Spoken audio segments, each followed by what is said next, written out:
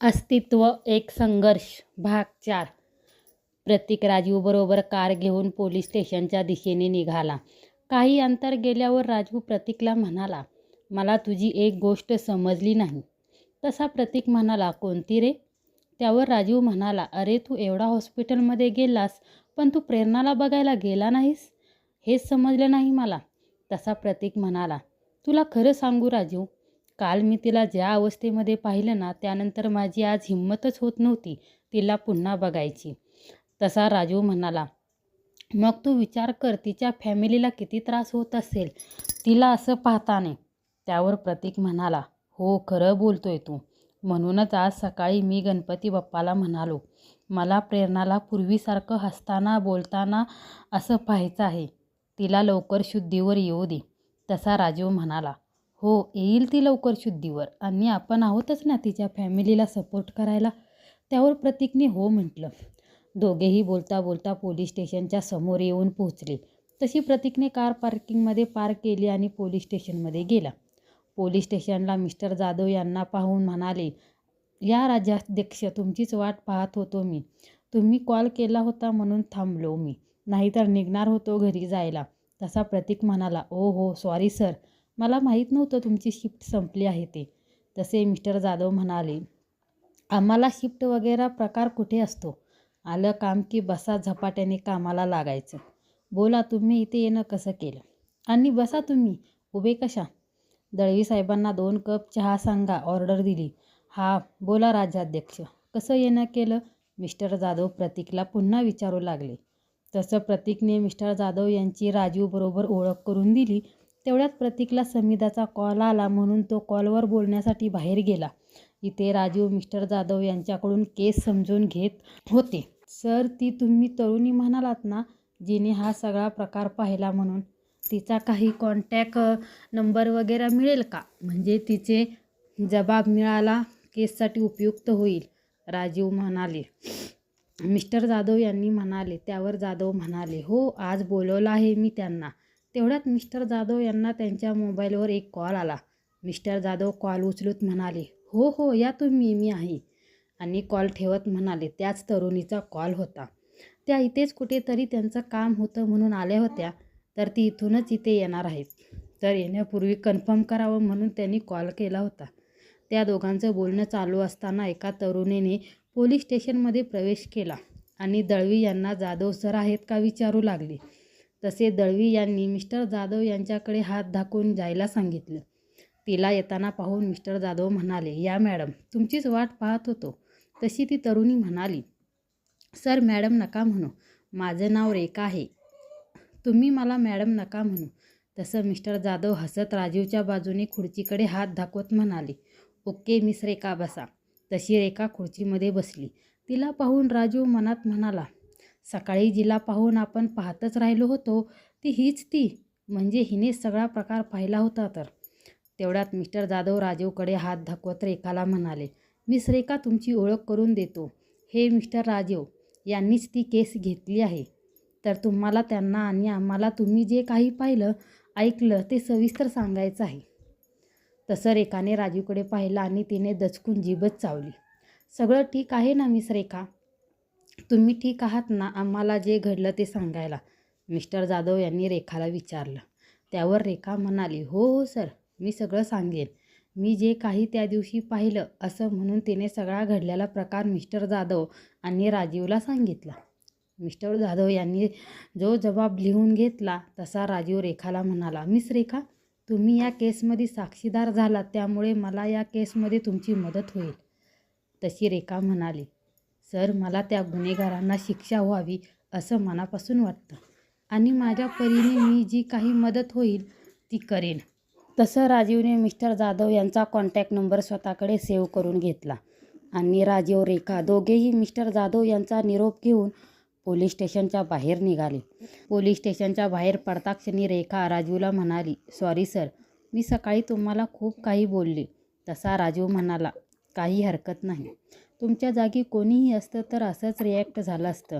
तशी रेखा खुश होऊन म्हणाली, म्हणजे तुम्ही मला माफ केलं सर. त्यावर राजीव म्हणाला, माफी मी फक्त एका अटीवर करेन. तशी रेखा म्हणाली, कोणती अट?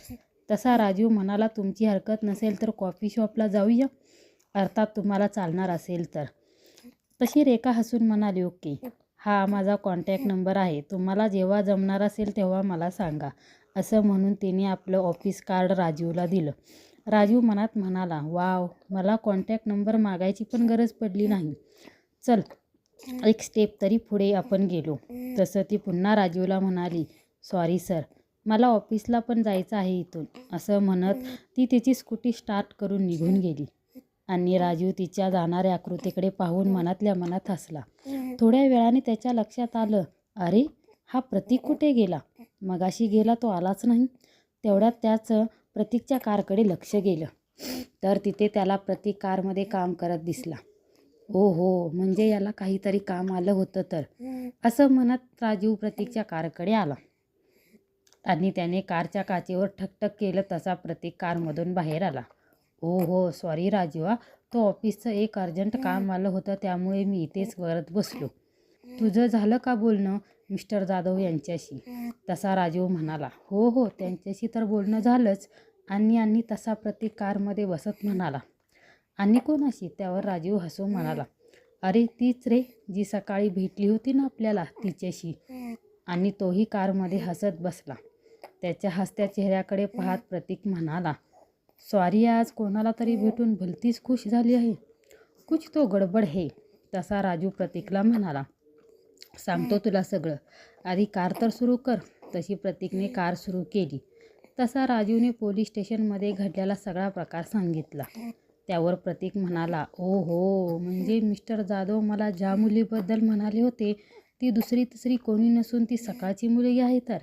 तसा राजू म्हणाला, हो, आणि ती मला कॉफी शॉपमध्ये भेटणार आहे. त्यावर प्रतीक हसत म्हणाला, आत्ता हे कधी ठरलं तुझं? त्यावर राजू म्हणाला, हा, मग तिला समजून घ्यायला मला तिला भेटणं गरजेचं आहे. ती सिंगल असेल तर ठीक आहे, पण ऑलरेडी एंगेज असेल तर बाबा लांबच राहिलेलं बरं. त्याचं हे वाक्य ऐकून प्रतीक म्हणाला, ओ हो, तो मेरे दोस्त के दिल में किसी के लिए गिटार बजने लगी है.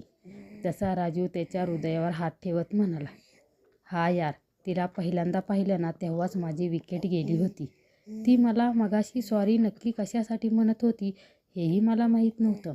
तसा प्रतीक म्हणाला, अरे ती तुला खूप बडबडत होती सकाळी, तो कार दुसरीकडे पार्क नव्हती केली म्हणून.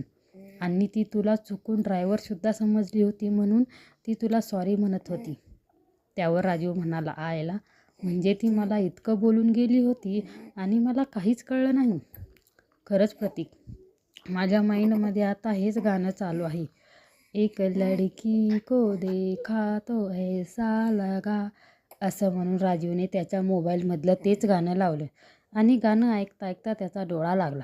गाण्याचे बोल ऐकून प्रतीकच्या मनात प्रेरणा येऊ लागली. तिचं हसणं, तिचं बोलणं, सारं काही त्याला आठवू लागलं. शेवटी त्याने कारला ब्रेक देऊन थांबवली. अचानक कार थांबवल्यामुळे राजू उठला आणि प्रतीककडे पाहत म्हणाला, काय झालं प्रतीक, तू अचानक ब्रेक का मारलास? तसा प्रतीक म्हणाला, तू ड्राईव्ह करतो का? मला थोडं बरं वाटत नाही. मी पडतो जरा वेळ, चालेल ना? तसा राजू हो म्हणाला आणि दोघेही जागा अदलाबदल केली आणि राजूने कार सुरू केली. ड्राईव्ह करत असताना राजू विचार करू लागला, अचानक असं काय झालं जे प्रतीकने असं म्हणाला? अरे हो, नक्कीच मी ते गाणं लावलं होतं, त्यामुळे त्याच्या मनात प्रेरणाचा विचार आला असावा. मी पण किती मूर्ख आहे, नको त्यावेळी नको ते करत असतो. जाऊ दे, थोडा वेळ त्याला झोपू दे. तसंही तो रात्री झोपला की नाही माहीत नाही, आणि हे ट्रॅफिक निघेपर्यंत त्याला झोप तरी मिळेल. थोड्या वेळाने सिग्नल मिळाला तसं राजूने पुन्हा कार सुरू केली. ट्रॅफिकमुळे तिथे 15 मिनिटाचं ऑफिसमध्ये पोचायला लागतील, तिथे 1 तास दोघांना अंतर लागलं. ऑफिसच्या खाली येता क्षणी राजूने प्रतीकला उठवलं. तसा प्रतीक म्हणाला, आलो आपण? हो हो, आलो आपण तुझ्या ऑफिसमध्ये. अभी तू मेरे ऑफिस और मैं चले मेरे ऑफिस. राजू म्हणाला, अरे थांब ना, जेवून जा. तसंही तुझं ऑफिस फार लांब नाही, इथे 10 मिनटं पण नाही लागणार. तसं राजूने घड्याळ बघितला आणि काही विचार करून म्हणाला, ठीक आहे, तू चल वर, मी थोडे 1-2 कॉल करून येतो. त्यावर प्रतीक म्हणाला, हो चालेल, पण कॉलच्या बहाण्याने कल्टी मारू नकोस, मी वाट बघतोय. तसे दोघेही कारमधून बाहेर पडले. राजूने चावी प्रतीकला दिली आणि प्रतीकच्या ऑफिस बॅग घेऊन ऑफिसमध्ये गेला. प्रतीक जाता क्षणी राजीवने प्रतीकच्या बाबांना भेटण्याची वेळ आणि त्याच्या ऑफिसचा पत्ता सांगून ठेवला. मग त्यांनी जज साहेब यांना कॉल करून प्रेरणाची केस सांगितली आणि त्याने त्यांच्या सेक्रेटरीला काही इतर कामे सांगून तो प्रतीकच्या ऑफिसमध्ये जायला निघाला. प्रतीकच्या ऑफिसमध्ये पोहोचल्यावर दोघांनी ठरल्याप्रमाणे जेवण करून घेतलं आणि केस संदर्भात जज साहेबाशी झालेलं बोलणं राजीवने त्यांना सांगितलं. तसा प्रतीक म्हणाला, सगळं ठीक होईल ना, म्हणजे तिच्या फॅमिलीला काही त्रास होणार नाही ना. त्यावर राजीव म्हणाला, काही त्रास होणार नाही त्यांना, आणि आपण आहोत ना, आपण त्यांना काही त्रास होणार नाही याची काळजी घेऊ. चल निघतो मी आता, परत उद्या शनिवार आहे, माझे काम बंद असणार, भेटू घरी, चल बाय. असं जास्त विचार करू नकोस. आणि म्हणून राजू स्वतःच्या ऑफिसमध्ये जायला निघाला. राजू त्याच्या ऑफिसमध्ये पोचला आणि तडकन त्याच्या केबिनमध्ये घुसला आणि लगेच कामाला लागला. त्याने त्याच्या 2-3 केसचे पेपर चेक केले, काही नोट्स काढल्या. त्याने त्याच्या असिस्टंटला नेहाला कॉल करून बोलवलं. तशी नेहा त्यांची डायरी घेऊन पेन घेऊन केबिनमध्ये आली. राजीवने त्यांच्या नोट्स त्यांच्याकडे देत एक पॉईंट नोट डाऊन करायला सांगितला. मग त्यांनी तिला प्रेरणाची केस सांगायला सुरुवात केली. तो तिला एक प्रश्न विचारू लागला आणि ती त्याला येत असलेली उत्तरं देत होती आणि तिला न येणारे काही प्रश्न तिला तो समजावून सांगत होता.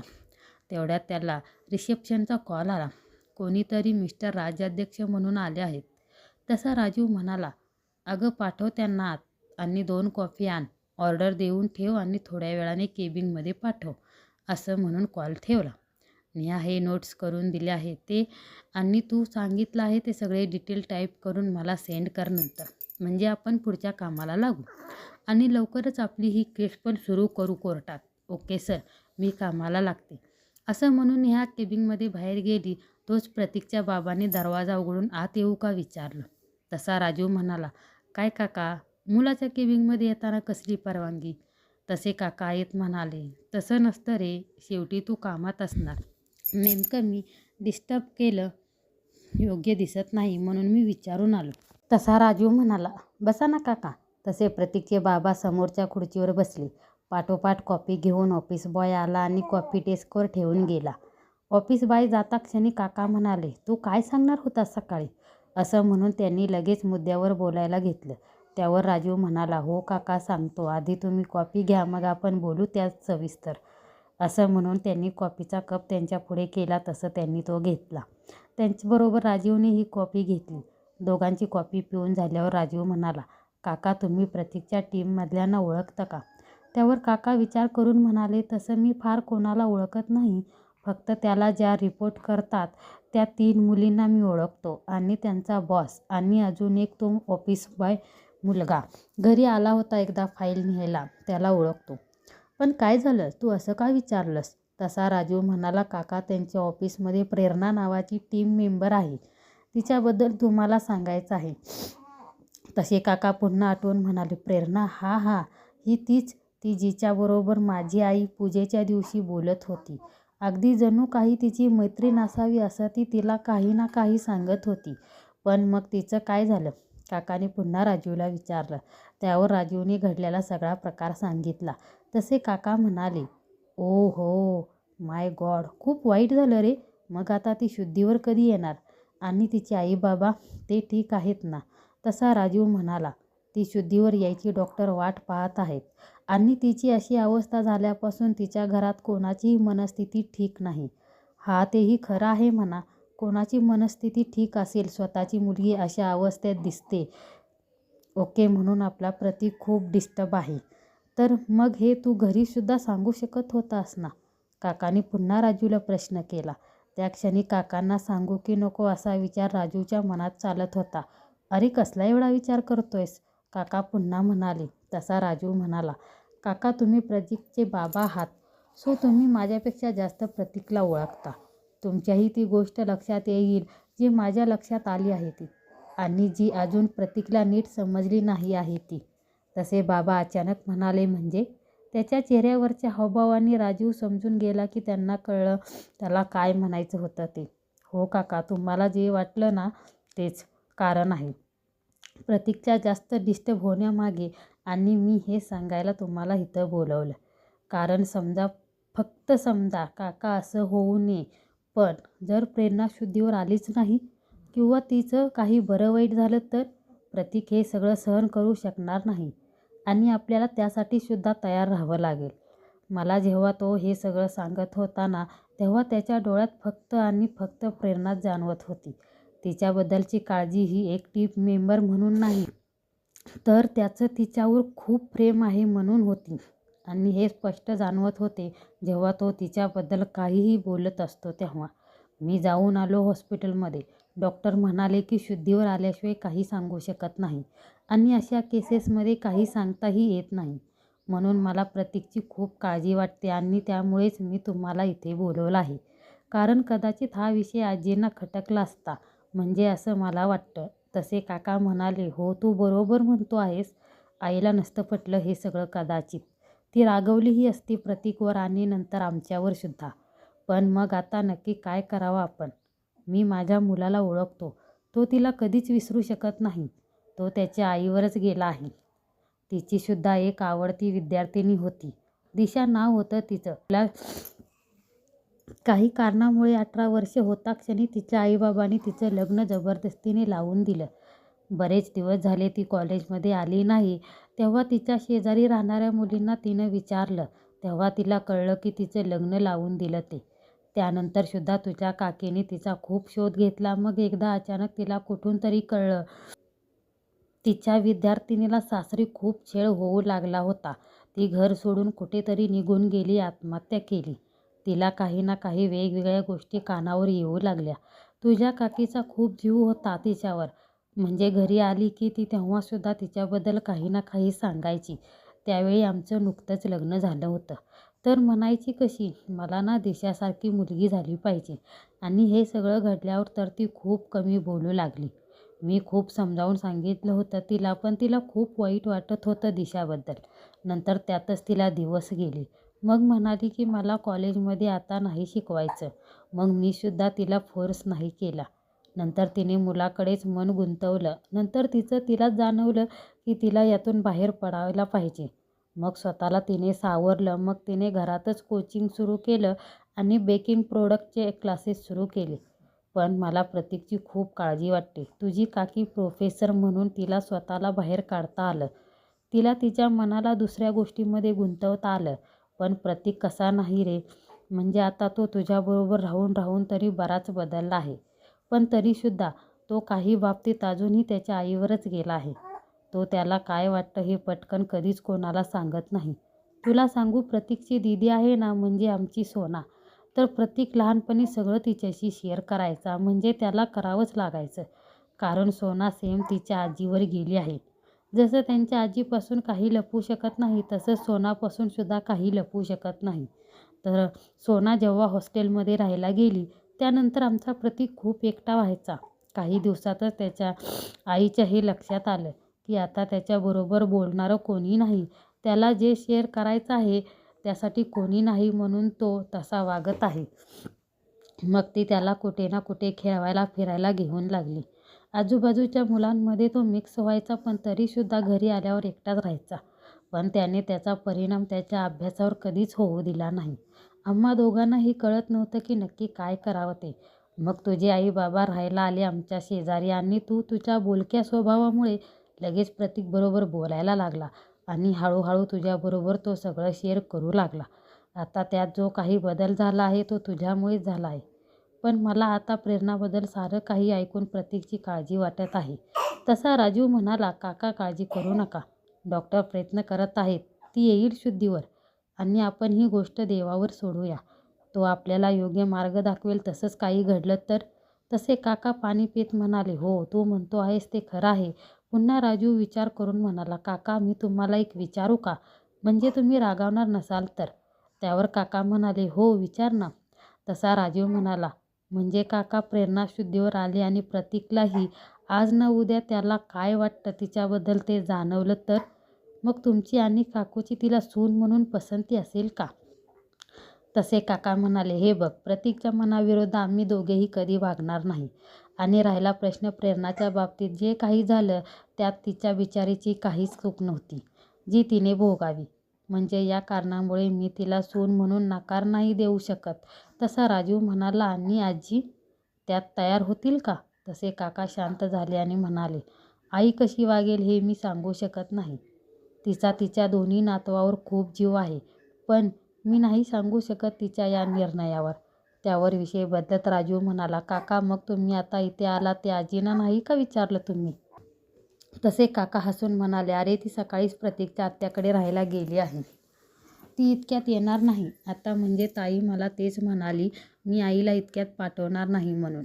मग मीही विचार केला, ठीक आहे तेवढी तिला हवा पालट. तसा राजू हसून म्हणाला, मग ठीक आहे. आपण काका मी तुम्हाला हे सगळं सांगितलं आहे हे प्रतीकला कळता कामा नये. तुमच्या कानावर घालणं मला योग्य वाटलं म्हणून मी तुम्हाला सांगितलं. पण त्याला हे सांगू नका. तो तुम्हाला आज ना उद्या सगळं सांगेल स्वतःहून. तसे काका म्हणाले, हो रे, मी नाही सांगणार त्याला काही यातलं. आणि त्याने मला हे सगळं सांगितल्यावरही नाही सांगणार की मला आधीपासून माहीत होतं हे. चल मी निघतो आता, येऊ का? बराच वेळ झाला असे म्हणून काका खुर्चीवरून उठले.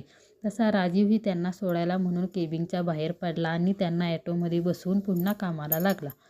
तिकडे प्रतीकने त्याचं सगळं काम पूर्ण केलं. समीदाही तोपर्यंत घरी निघून गेली होती. त्याने घड्याळात बघितलं, 8:30 वाजले होते. उद्या शनिवार आहे, ऑफिसला हाफ डे. मग आपण उद्या मीटिंग ठेवल्या आहेत त्या. तसं त्याने लॅपटॉपवर मीटिंगचे टाईम चेक केले. हा सगळ्या सकाळीच आहेत. मग ठीक आहे मनात विचार करत त्याने लॅपटॉप बंद केला आणि बॅग पॅक करून ऑफिसमधून घरी यायला निघाला. ड्राईव्ह करताना त्याच्या मनात विचार आला, प्रेरणाला हॉस्पिटलमध्ये जाऊन बघून यायचं का? मग त्याने स्वतःला समजावलं, नको आपण उद्या तिच्या घरी जाऊ आणि तिच्या भावाला थोडं समजावू. आपण तसे म्हणालो होतो तिच्या बाबांना. असं म्हणून त्याने पुन्हा ड्राईव्हवर कंट्रोल केलं. काही वेळाने तो घरी पोचला. बेलच्या आवाजाने आई दरवाजा उघडला. घरात सगळे त्याची वाट पाहत होते. तसं तो सोफ्यावर बसत म्हणाला, आजी झोपली का? त्यावर बाबा म्हणाले, अरे नाही, ती तुझ्या आत्याकडे गेली आहे राहायला. तुझी आत्या आली होती ना सकाळी, तर ती म्हणाली आमच्याकडे राहू दे तिला काही दिवस, म्हणजे थोडी हवा पालटसुद्धा होईल तिला. तसं प्रतीक म्हणाला, ओके चांगलं आहे. तुम्ही सगळे जेवलात का? तशी आई म्हणाली, आम्ही थांबलो होतो पण राजीव म्हणाला जेवून घ्या म्हणून सांगितलं. थांब तू फ्रेश होऊन ये, मी जेवण वाढते तुला दोघांना. तसा प्रतीक म्हणाला, नको आई आम्ही घेतो, तुम्ही दोघे झोपा. तसंही माझ्यामुळे तुम्हाला खूप लवकर उठावं लागतं आज. तशी आई म्हणाली, अरे काय घेऊन बसलात? मुलांसाठी आईला काही नाही वाटतं त्याचं. चल मी गरम करते, तू फ्रेश होऊन ये. तसा प्रतीक फ्रेश होऊन निघून गेला. आईने सगळं जेवण गरम केलं आणि बाबांना आणि राजीवला ते टेबलवर आणून दिलं. थोड्या वेळाने प्रतीक फ्रेश होऊन टेबलवर आला आणि खुर्चीवर बसत म्हणाला, आई बाबा मला तुमच्याशी थोडं बोलायचं आहे. तसे बाबा समजावून गेले प्रतीकला नक्की काय बोलायचं आहे ती. त्यांनी आईला त्या संदर्भात आधीच सांगून ठेवलं होतं. तशी आई म्हणाली, अरे तू दोघांनी जेवून घ्या, आम्ही आहोत रूममध्ये, तुमचं झालं की आपण निवांत बोलू. असं म्हणून दोघांनी जेवण वाढून जेवायला घेतलं आणि आई बाबा दोघे रूममध्ये निघून गेले.